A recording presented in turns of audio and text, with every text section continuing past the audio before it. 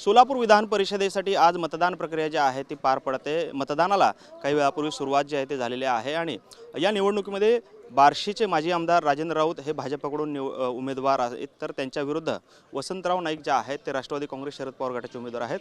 बार्शीचे उमेदवार राजेंद्र राऊत यांचे बंधू विजय राऊत आपल्यासोबत आहेत।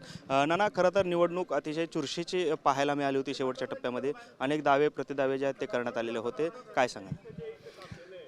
चुरशीचे वगैरे असं मला कुठंही वाटलेलं नाही, कारण तुम्ही पाहिलं असेल की गेल्या 15 दिवसामध्ये भारतीय जनता पार्टी, शिवसेना शिंदे गट आणि अजित पवार राष्ट्रवादी गट या तिन्ही गटाच्या नेत्यांनी सर्वांनी मते राजेभाऊ यांची उमेदवारी निश्चित झालेली आहे।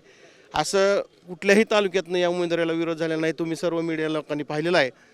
आणि त्याचबरोबर राष्ट्रवादीचे सुद्धा जे उमेदवार आहेत त्यांच्या गटाच्या सुद्धा 3 आमदारांनी राजेभाऊ यांच्या कामाची पद्धत पाहून भारतीय जनता पार्टीला पाठिंबा दिलेला हे तुम्ही पाहिलेलं आहे। त्याच्यामुळे ही निवडणूक चुरशीची वगैरे काय नाही, ही निवडणूक फक्त औपचारिकता बाकी राहिलेली आहे। ही निकालाची आम्ही वाट पाहतोय।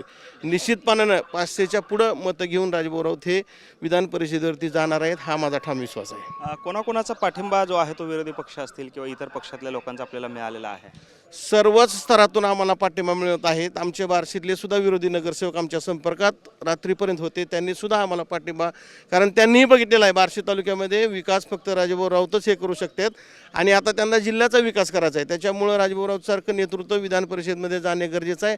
हे पाहून आमच्या विरोधातल्या सुद्धा नगरसेवकांनी आम्हाला पाठिंबा देण्याचं ठरवलेलं आहे। खरं तर धैर्यशील मोहिते पाटलांनी असं सांगितलं होतं की अदृश्य शक्ती जी आहे ती आमच्या पाठीशी आहे आणि त्यामुळे चमत्कार घडेल। आज त्यांनी हर हर महादेव असं स्टेटससुद्धा ठेवलेलं पाहायला मिळतं। काही झालं तर 22 तारीख जवळच आलेली आहे, त्या दिवशी सर्व चित्र स्पष्ट होईल आणि राजेभाऊ राऊत निश्चितपणाने एकतर्फी मताने विजय होतील असा माझा विश्वास आहे।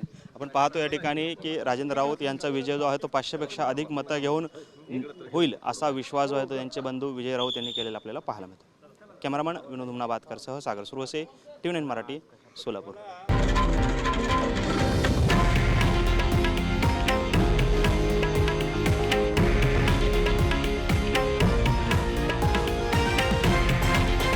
हे आहे देशातील नंबर 1 न्यूज नेटवर्क आणि आपण पाहत आहात TV9 मराठी, एकमेव।